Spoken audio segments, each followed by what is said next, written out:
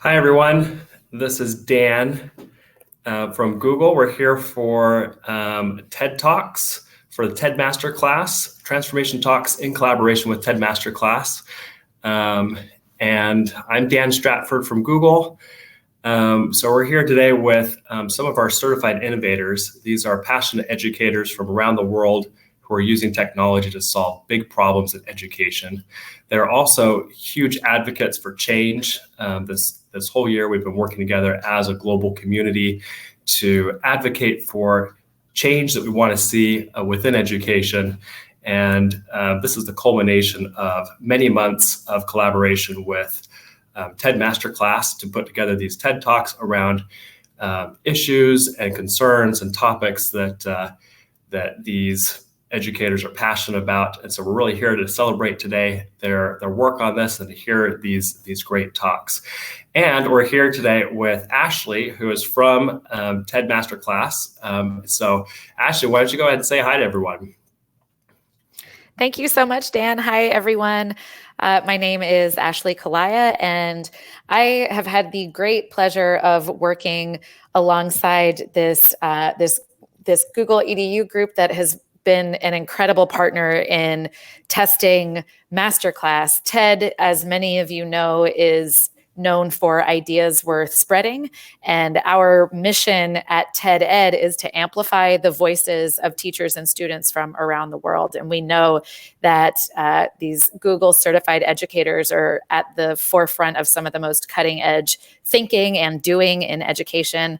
And it's been really wonderful to observe and learn from the way that you all are developing your ideas and sharing them. So you're going to get to hear from a handful, just a small handful of the educators who have gone through TED Masterclass, which is our brand new professional learning course that helps you develop an idea and share it with the world.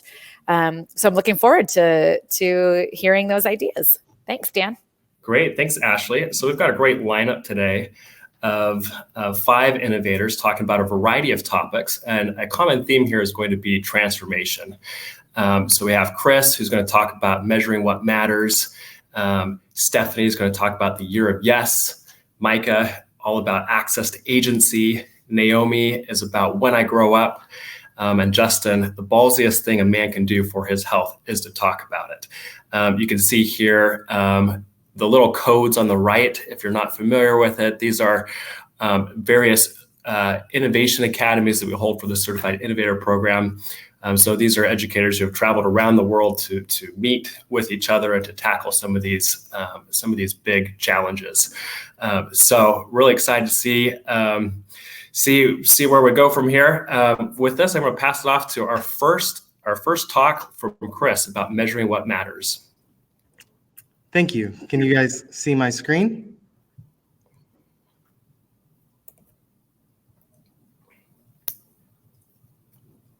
Can you guys see my screen? Yeah, we're seeing your screen. All right. Here we go. So what if I told you that a random hunting trip through the Swiss Alps would ultimately change space travel forever and end up with a product that we use in our home on a regular basis? It might sound crazy, but it's completely true. In 1941, Georges de Mestral went hunting through the Swiss Alps with his Irish setter pup, Milka. And when Milka returned, Milka was absolutely covered in burrs. You see, burrs are tiny little seeds with hooks on the end that have this almost unnatural ability to attach themselves to things like textile, and in Milka's case, fur. And this minor annoyance became a major fascination for de Mestral, and he would spend the next 20 years of his life studying burrs.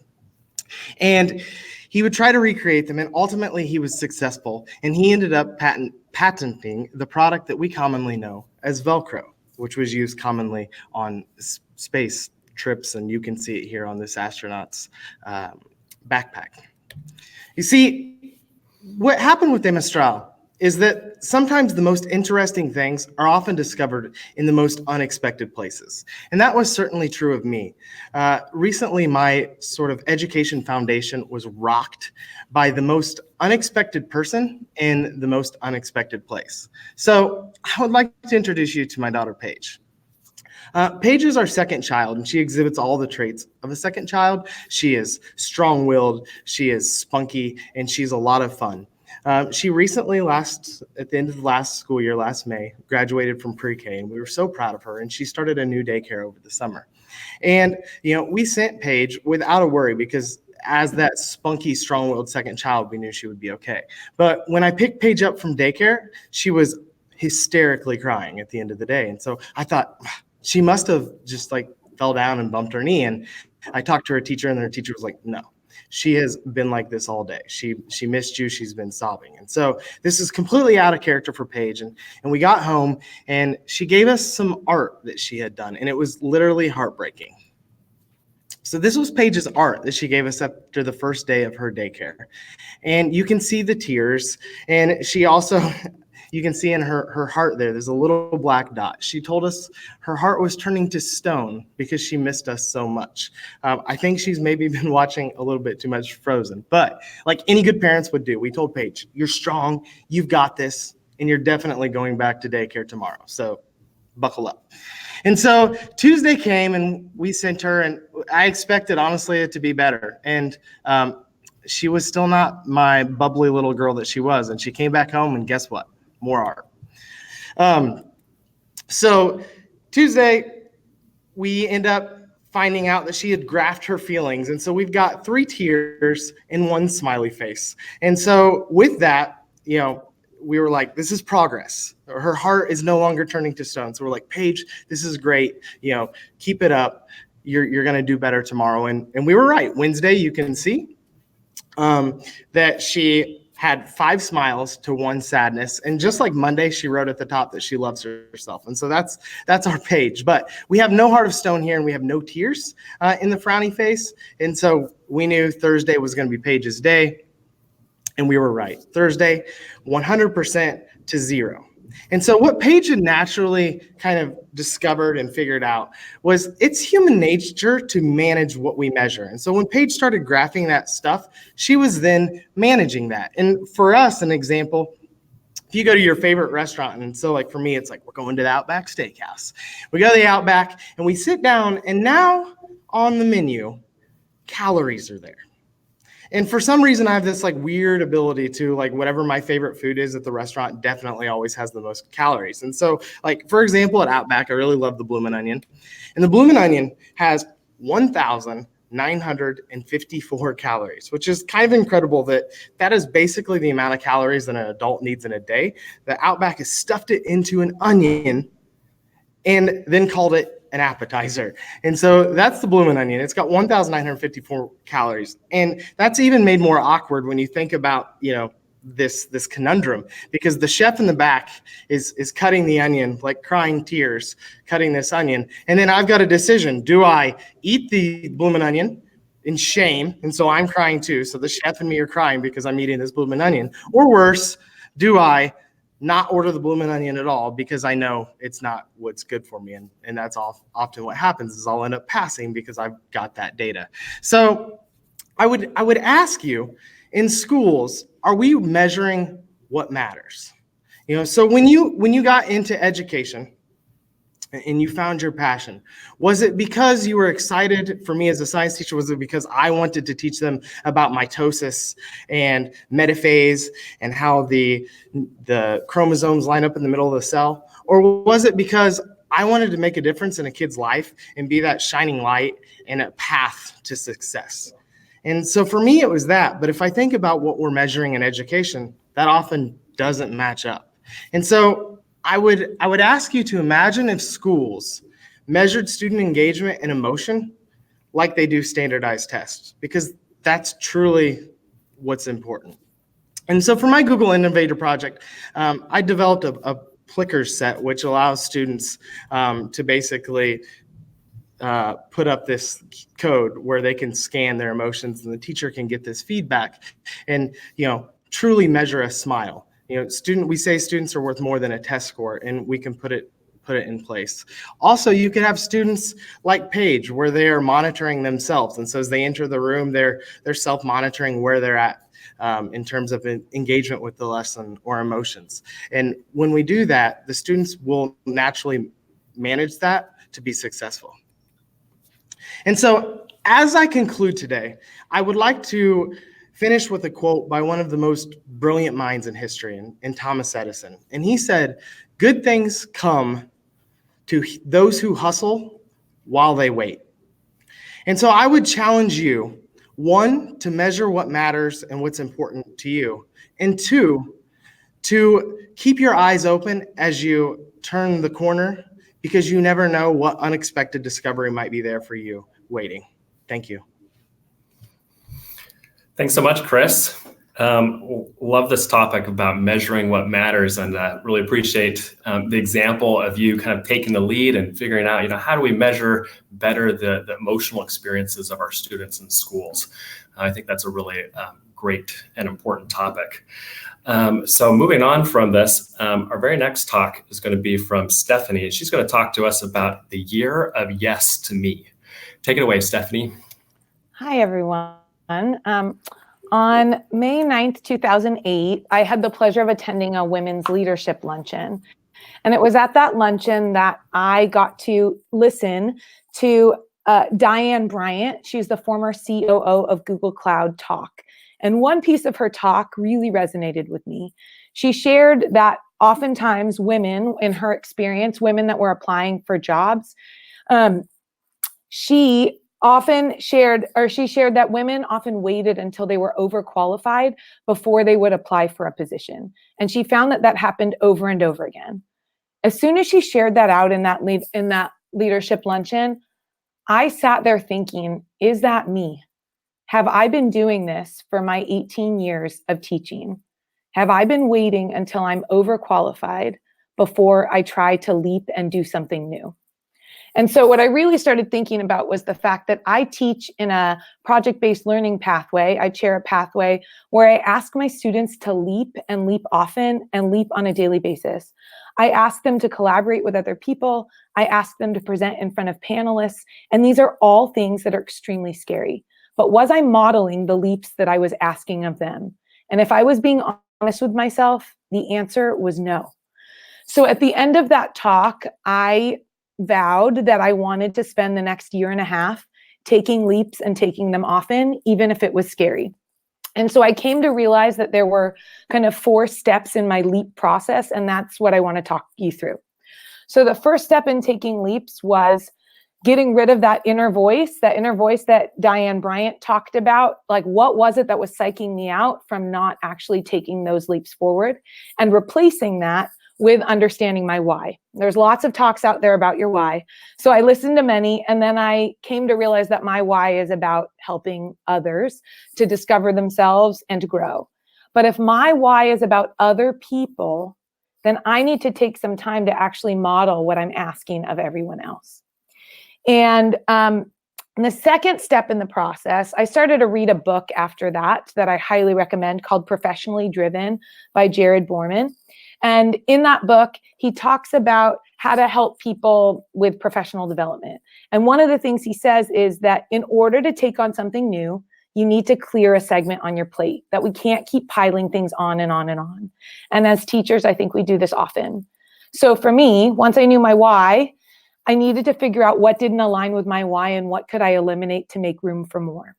And that really was yearbook. I loved teaching it. I had done it for 15 years, but I needed to let it go. And part of it was accepting that I had learned all I needed to learn from that experience. It doesn't discount the work, but it was time for me to move forward. And I think that often is something really challenging for us to do. Okay, so I let go of that. I understood my why, but now what do I do with that time? So I came home. I told my husband and my 3 kids, yes, I have 3 kids. I told them that I had made room on my plate and what I wanted to do with it. And what I did was I asked them, can I take a year? And I called it the year of yes to me. And I said, can I take a year where I am taking leaps and modeling what I expect of my students? My husband and my kids were super supportive, and they said yes. And my biggest leap that I took in that year was applying for Google Innovator. There were many others, but I'm going to focus my time there. So in my time at the Innovator Academy, there were 2 key pieces that really stood out to me. The first was that on the first day, they talked to us about imposter syndrome. And I realized right away when they were talking to us about imposter syndrome, that was the exact same message that I was getting from Diane Bryant's talk. And that was the inner voice that was in my head. So once I let that go, then the next big talk that really impacted me a lot was the 10X thinking, the futuristic thinking. And I realized that we were asked an innovator to take this moonshot thinking and apply it to your project. What I came to realize later and thinking about this was I needed to start applying that moonshot thinking to my life. So it was no longer that it should only apply to my project. I needed it to be bigger than that. And so for me, moonshot thinking meant I had to accept that there might be some pivots and failures along the way, and that it might not be perfect. If I'm really leaping big and challenging myself, then I might fail, and that's okay, and I'm going to learn from it. So Innovator was the biggest leap. It has changed my life, and it has propelled me forward. I've said that often. But that was the third step, was taking leaps. The final step that I came to realize was the importance of actually having a cheering section and a cohort. So for me, that cheering section was my SEA 19 cohort, I love you. And it was also my husband and my 3 kids. So having them and having that in your background to keep rooting you on is really quite important. And then there are 2 really short stories that I want to share with you. So the first was, I shared this talk with my own students at school. And when I talked to them, after I gave this talk about modeling what it is that I expect of them, and that if I'm going to ask them to get up and present, then I need to start putting myself out there and doing what I think is scary. I had a student in my class who's been having a really tough year come up and talk to me. And that student shared how valuable it was that I actually am putting myself out there and how much they respected it. And I've seen quite a turnaround in them since giving that talk to my class. The second was an experience that I actually had with Naomi Toland, who's going to be coming up soon, when we were at Innovator. And she interviewed me for her podcast when I was in Singapore. At the end of that podcast interview, she shared with me that she was really surprised and kind of taken aback that I actually was in Singapore, and that she was really impressed with it. And she said she was really impressed with it because I'm a full-time teacher and I'm a mom and I have 3 kids. And she was saying to me, asking me questions about how did I do that and balance all of those things and what made it possible. And I realized in that moment why it was important that I write this talk. And that if I can't model as a full-time teacher and a mother of 3 girls, what I expect of my students to do and of my kids to do, then I have no place to ask them to do it. And if anything, those experiences in my own life shouldn't limit me. They should propel me forward. And that's all that I have to say. And I continue to hope that everyone takes leaps moving forward. Thank you. Thanks, Stephanie. Really appreciate that example and the really personal nature of that. What I think is really interesting here is, this is we want to transform the schools and the classrooms in which we work, but what you did is you really kind of took, you started with yourself, right? You said, how do I model the kind of risk taking and 10X thinking that I want to see happen, and then share that more broadly. So really, really appreciate that example. Moving on to our next talk, we have Micah, who's going to talk about access to agency. What do problem solvers, go-getters, and DIYers have in common? Agency. When we figure things out and get things done, we feel as though we're in charge. The sense of agency refers to this feeling of being in the driving seat when it comes to our actions. In an age where we see the best moments of people's lives through social media, we must be more transparent with our learners about the realness of life and the stick-to-itiveness necessary to get things done. We need to provide access to our agency. We all know that access to a home library can have a powerful effect on children. My mother would frequently take us to the library to pick out whatever books we wanted, a parenting strategy she learned from her own mother. These books provided me with access to dynamic places and opened doors for imagination, creativity, and critical thinking. There have been many studies that have found that simply growing up in homes with enough books will increase adult literacy in math skills. Access to books amplifies our capacity to learn. We know that closing the digital divide means providing access to emergent technologies and the skills to leverage them for our students and their future. My dad always had computers around the house. We had a Commodore 64 and a 128 and a Packard Bell. I was never told I needed to learn coding or embrace these as the work tool of the future. I just had access. And that access has led to increased comfort around using computers for me on a daily basis. We understand the benefits of having access to the internet as well, and we know that access increases educational and career opportunities. However, we still need to work on providing access to more people in what we call the digital divide. While this digital divide continues, it has, by all indications, decreased in recent years. But the measurement of that divide is what seems to be changing. We've been measuring it in regard to people and access to computers and the internet. Yet many researchers are now starting to look at this with a new focus and looking at people's access to digital literacy. Access to digital literacy will amplify skills. The benefits around access to books and digital literacy are clear, but there's more for us to do. We need to guide our students to a sense of agency by providing them with access to our own agency in action. Agency is about making plans and carrying them out. The sense of agency plays a pivotal role in cognitive development and includes the ability to recognize oneself as the agent of a behavior and as an empowered independent. Agency is defined as the capacity of individuals to act independently and to make their own free choices. Each of us exercises the power of agency when we look things up. For example, I use YouTube to look up how to repair things like a refrigerator or a dishwasher. This is me embracing my own sense of agency. Agency is the attitude that you can figure things out. Psychologists like Bandura did work with self-efficacy, in which case they look at the concept of agency and illustrated that we can learn to not be concerned with our lack of skills, but to appreciate whatever capacity we have to take action.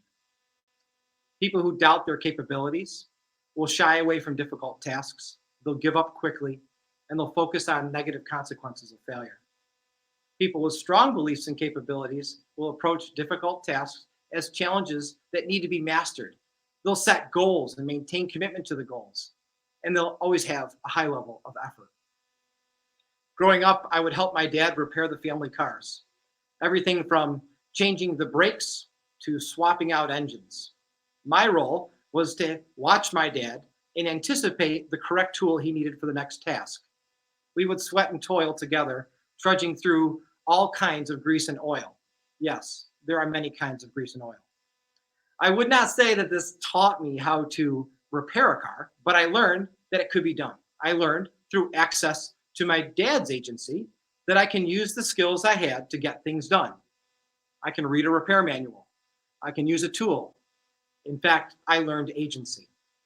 An increased sense of agency will foster an ethic of self-sufficiency that will promote ideas that anyone is capable of performing a variety of tasks. Access to our agency will amplify our students' preparedness for their future of work. We don't know all the jobs that are going to exist for our students, even in the relatively near future. We can't keep training them to replicate tasks that caused us to be successful, because it turns out that many of those more mundane tasks are soon to be automated. Automation of tasks takes a lot of control out of our hands. Simple things like autocorrect for typing and complex things like self-driving cars are examples of control headed towards automation. Automation raises concerns over agency. If we adopt technologies that automate, we are choosing to give up some control. This is a bit scarier than you may think. For example, one area where automation is very well established is in air traffic control. Much of a pilot's work is carried out by a computer. One research study into the different levels of automation and the effects on pilots found as automation increased, the sense of agency in the pilots decreased. Thankfully, the research was done in flight simulators. Studies like this remind us to be cognizant of our agency as it relates to future automation and to teach our students to be prepared. How? To teach agency. We need to teach agency in our efforts to adopt emergent technology. As professional educators, we want to deliver polished lessons where nothing can go wrong. In effect, we're trying to deliver a social media picture-perfect lesson. The design of these lessons often lead us to a state of analysis paralysis that actually prohibit us from trying new things. We must be transparent with our learners about the realness of life and about the stick-to-itiveness necessary to overcome obstacles and challenges in our everyday, even our teaching. We need to provide access to our agency.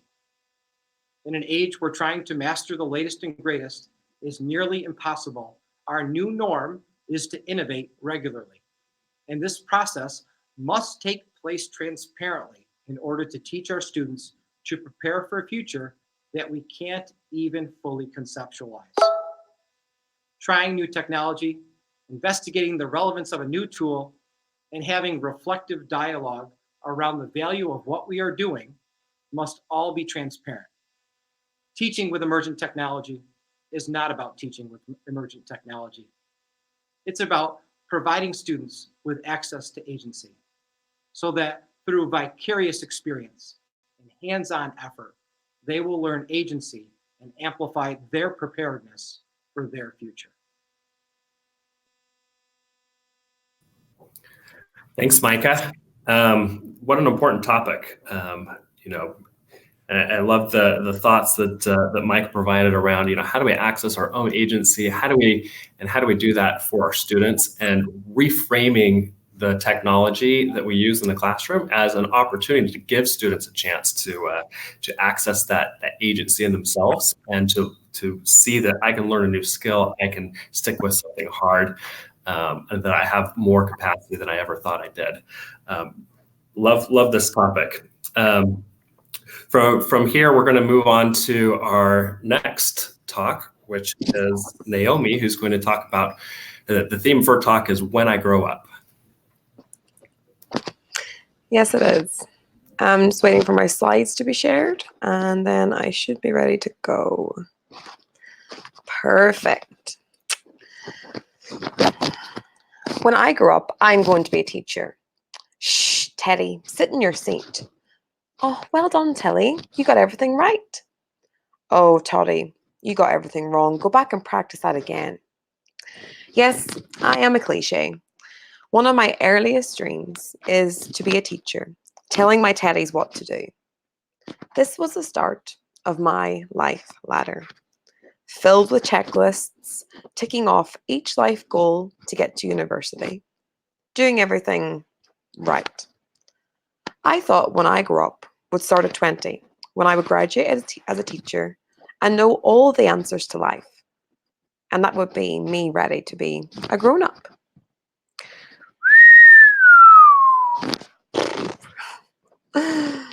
That was one of my biggest failures to date, and the start of many failures to come.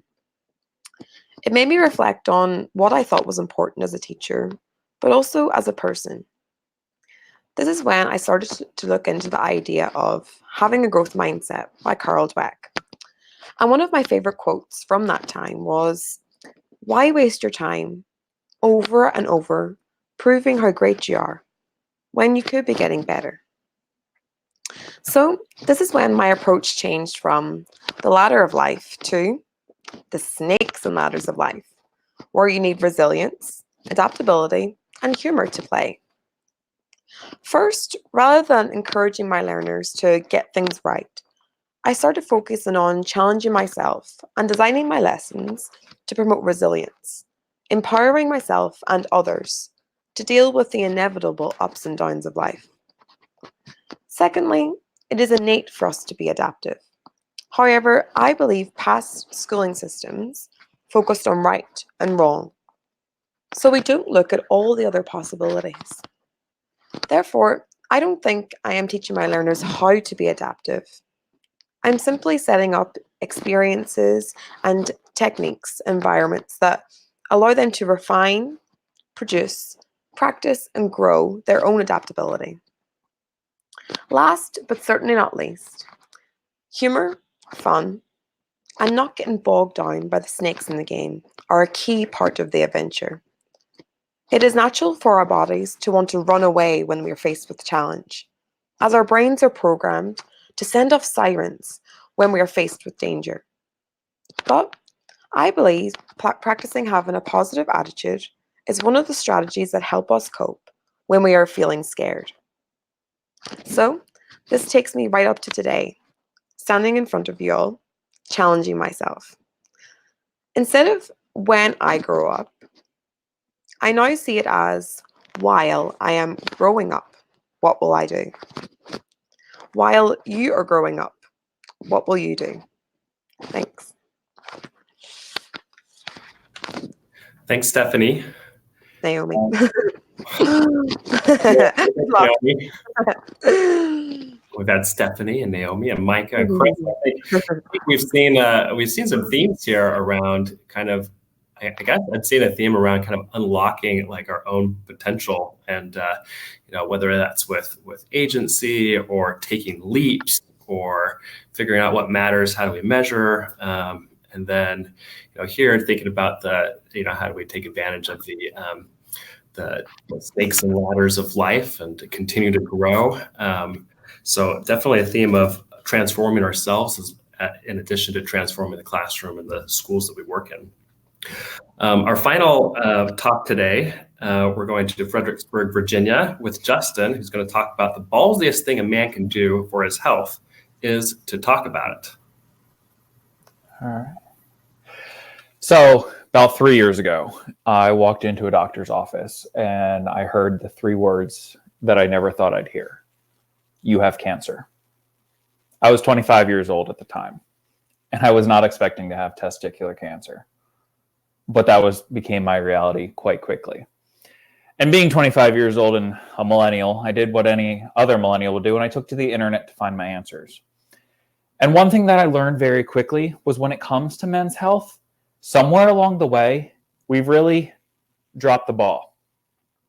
Because I learned quickly that 65% of men tend to wait as long as possible to see their doctor, even when they have obvious pains or other symptoms. But beyond waiting to see the doctor, men in general don't talk about their health. Because 56% of men prefer to keep all health concerns to themselves and not share with anyone. And I realized that while I was faced with quite a trial that was going to be taking over my life for the next couple of months, I could use my story and share it publicly to get the ball rolling on important conversations about men's health. But the first thing I had to realize was really, why don't men talk about their health? And so over the past couple of years, I've really been talking with a lot of men about why they don't want to talk about their health. And overwhelmingly, guys say that we are conditioned to believe that talking about their health is a sign of weakness. That they're supposed to be strong and silent. They're supposed to be the provider and the protector. And it's so interesting to me that we're nearly through the second decade of the 21st century when we've been having so many important conversations about changing societal expectations and gender bias. But guys are still feeling this way. But it doesn't have to be that way. Because even some of our most iconic men throughout history have known the importance of taking a strong role in managing their health. Take, for example, John Wayne. While John Wayne's on-screen persona was that of a rough and tumble cowboy who would get shot off his horse, climb right back in the saddle, and ride off into the sunset without a single complaint or grimace, he handled his health much differently off-screen. Because when he was in his late 50s, he got really sick. And what started out as a coughing fit that interrupted the filming of his new movie turned out to actually be lung cancer. But because he was so proactive about his health and he got himself to the doctor soon, they were able to successfully operate and remove all traces of the tumor and cancer in his body. And 10 weeks after the successful surgery, he called a press conference to announce to the world that he had licked the big C. This was completely out of the norm for the time, but he still made the ballsy decision to do it. And for the remainder of his life, he became a staunch advocate for early detection and preventative care, appearing in commercials for the American Cancer Society, urging others to get themselves to the doctor to get themselves checked up, or more accurately, nagging someone that they love into getting a checkup. But while this has been all about men's health, it's really important to consider one thing. We're not all John Wayne. I mean, he is his iconic duo of his trusty pistol and his cowboy hat, whereas I don't even have the pair I was born with anymore. But what I do have is a new set that works for me: humor and conversation. Because I found that humor is a great way to crack the nut on otherwise uncomfortable conversations about men's health. Because let's face it, men already use a ton of genitalia-related humor in their everyday conversations. I mean, I can't even tell you prior to my diagnosis how many times I said I'd give up my left nut for a week off of work. I guess you truly do get what you wish for. But rather than letting these be one-off remarks, why don't we use them to spark more conversation? Because that's all it really takes. If you really want to provide for your family or protect the ones you love, just talk about your health. Talk about it with yourself. Talk about it with doctors. Talk about it with your friends. Because that's really all it takes. But when men don't talk about their health and take an active role in taking care of themselves, the outcomes are often dire. Women outlive men by an average of 5 years. And mortality rates from cancer are 1.5 times higher in men than they are for women. This is often due to the fact that men are diagnosed at such a later stage because they've just put off going to the doctor or talking about it. So we need to work together to help the men be more on the ball with their health. We need to tell them that talking about their health is not a sign of weakness. It's a sign of strength. That we need to encourage them to sack up and to speak up when it comes to matters of the health. And these conversations need to start happening today because there's not a moment to lose. We need to really encourage the men that we care about in our lives, whether it be a father or son or a brother or a husband or just a close friend, that these conversations need to start happening today because we really need to seize the moment, or I suppose more accurately, carpe scrotium. Thank you. Thanks, Justin. Love the infusion of humor. That's always so good, and your courage in talking about this topic and making it easier for other people to talk about that. Truly an opportunity to transform health for men and for the world. So thanks for doing that. Thank you. That is the last of our 5 finalists today.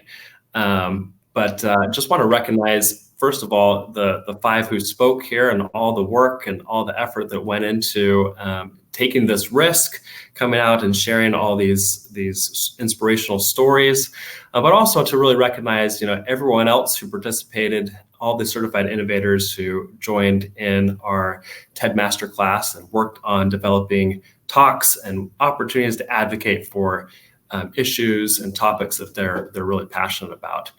We have a little bit of time here to do questions. It looks like we haven't had any questions come through here. Would anybody like to share anything that you learned from the class? Sure. I'm happy to start us off there. I found I learned so much from the master class, and I think part of it, when we began probably about a month ago, I was a little nervous about the timing of trying to get in and work towards possibly giving this talk. But I found that the courses and videos were really spot on. They were insightful. And I found that the messaging of them were things that I ended up bringing into my classroom. I was sharing in our own little chat here, but I was sharing that I loved the idea of a through line. That was the piece that was probably my biggest takeaway. And my students are giving presentations. They're practicing them tomorrow and they're giving them officially for their final. And I shared with every group that they need to figure out what's their through line for their group presentation. And that's what we did last class, was every person shared out. They were put into groups, thematic pairings of groups. They interviewed a person of inspiration and they got put together because their topics somewhat aligned, but they had to figure out what's the through line that will tie each of the presentations together. So I guess for me, I found that the class itself guided me through things that seem quite logical, but I hadn't ever taken the time to think about it in that way. And I appreciated that it brought to light the one other thing that I think it helped calm me in was pieces like, if the visual isn't amazing, it's okay to just talk. And I think I've always been someone where I'm like, no, I got to prepare. I got to do all this stuff. And then I went, you know what? The message is what's most important. So I think it just helped calm me in a way that presenting will be okay. And now I'm trying to share and model that for my students. So I'd love to hear what other people think. I think one thing that I really learned from the class was that I write very differently than I speak, and it was very hard for me to write out what I was going to say. And then the one lesson was talking about how kind of talking it through and then transcribing your talk. And I thought that was help me get to my final point, because I can write something, but then when I read it back, it doesn't sound the way that I thought in my head. So that would be my 100%. And I'd also love to hear if we can bring Ashley on to just see if she has any last minute tips to share. Happy to drop my spot out to let Ashley come on in. Me too.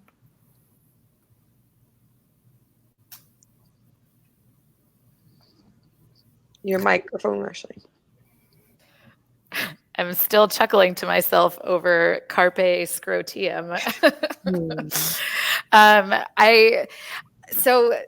I'm going to try, in honor of Stephanie's terrific talk here, to model the behavior that I teach, which is sticking to one main idea. And picking up on Stephanie's comment, the through line, I think, is by far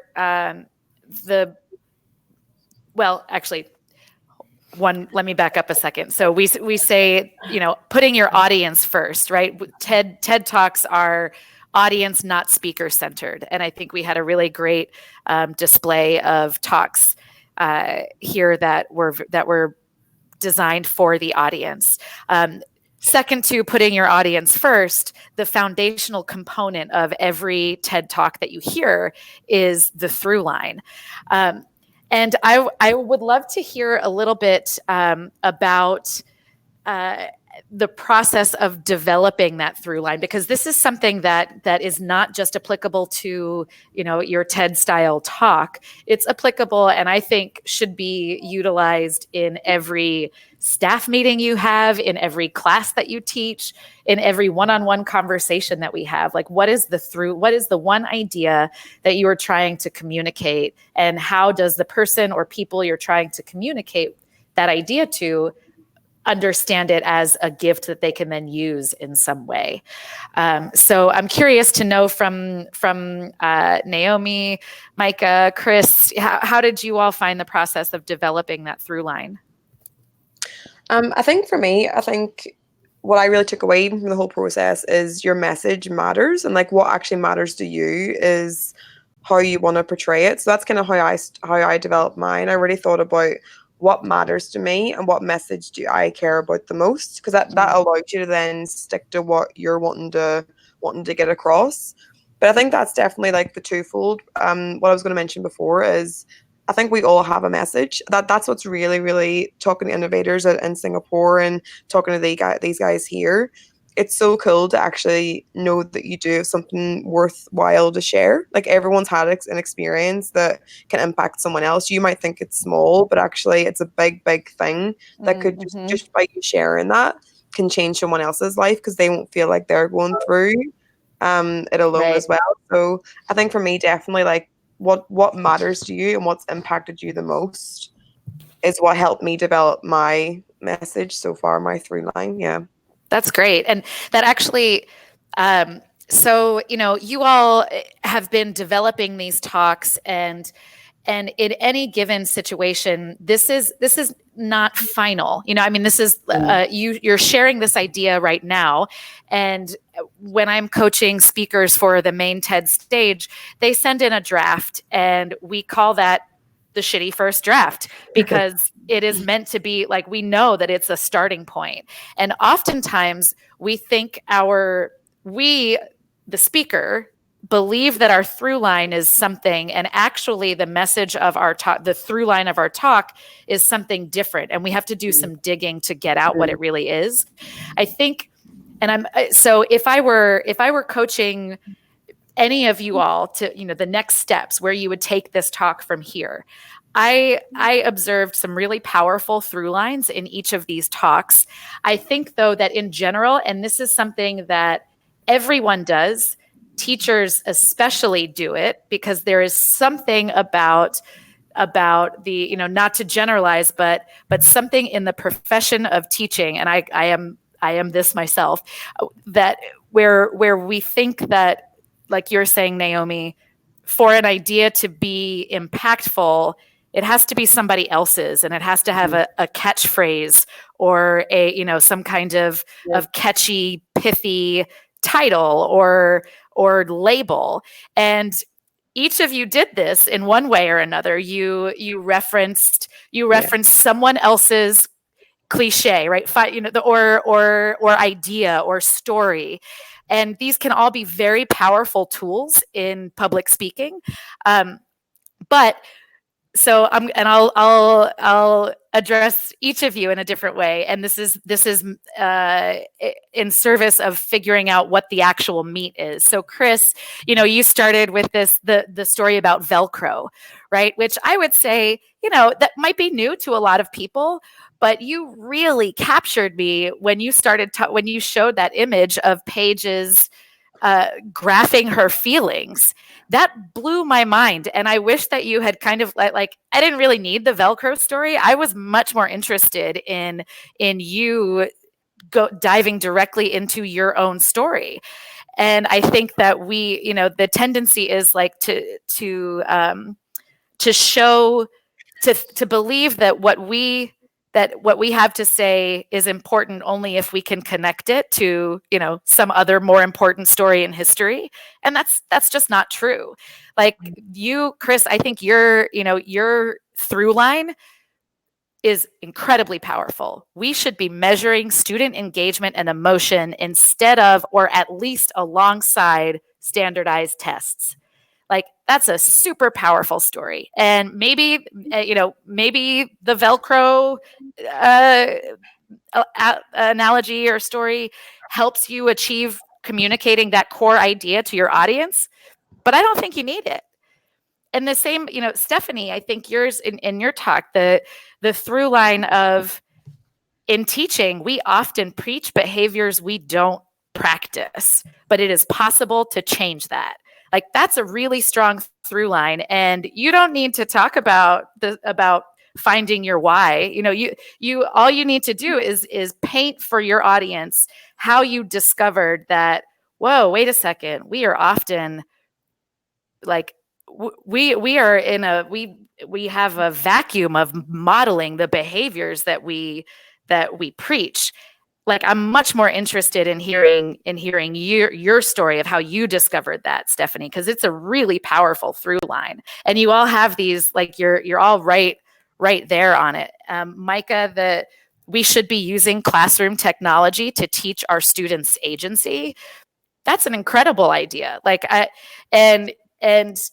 I don't, that's not something that I've heard talked about a whole lot in education.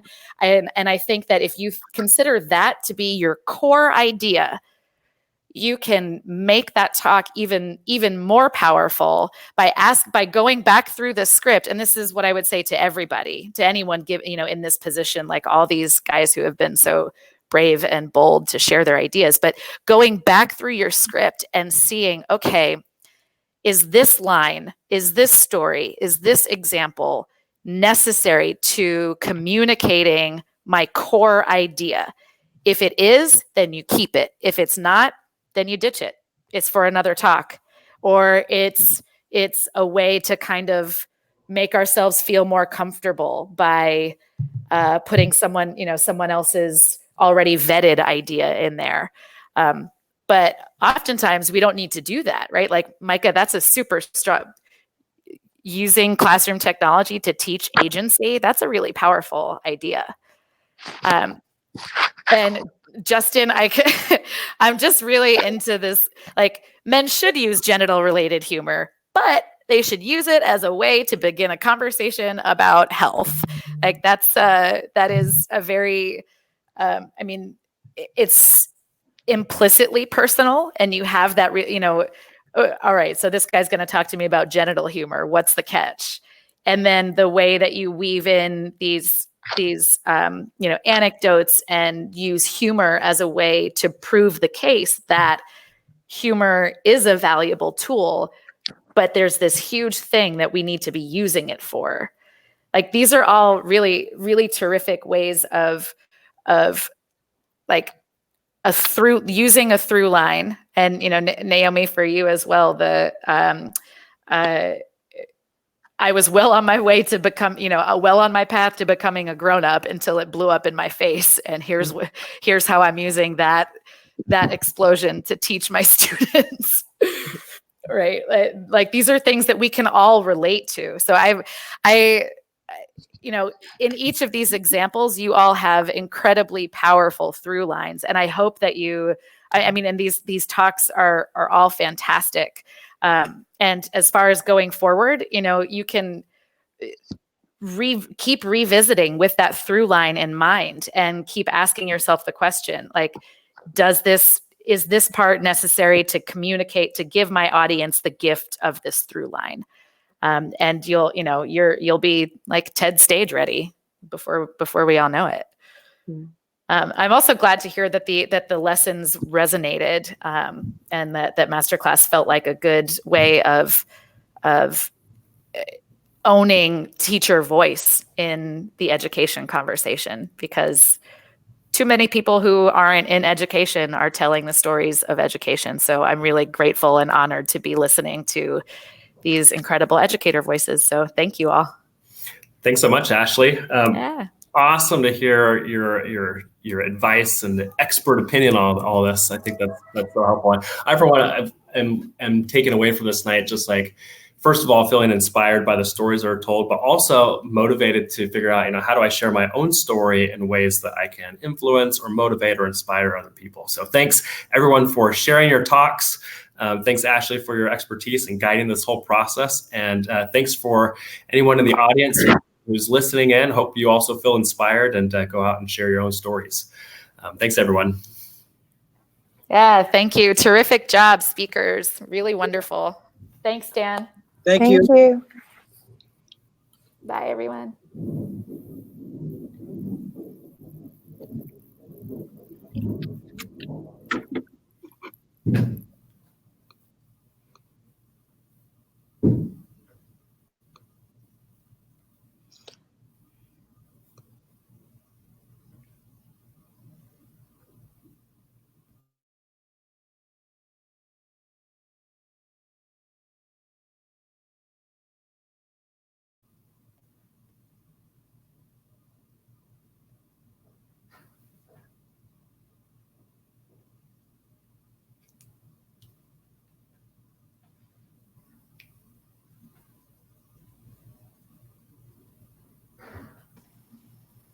So Dan, do you want to hear my favorite testicle?